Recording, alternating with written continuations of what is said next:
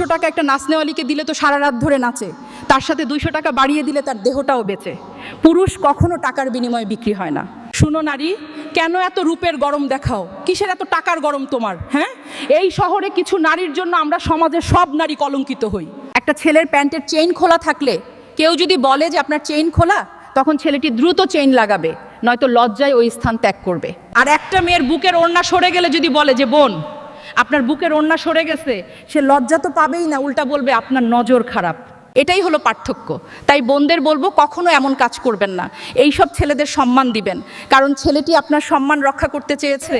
পুরুষ কখনো রূপের জন্য নারী থেকে দূরে যায় না, নারী থেকে দূরে চলে যায় তার খারাপ ব্যবহার, আচরণ ও জেদের জন্য।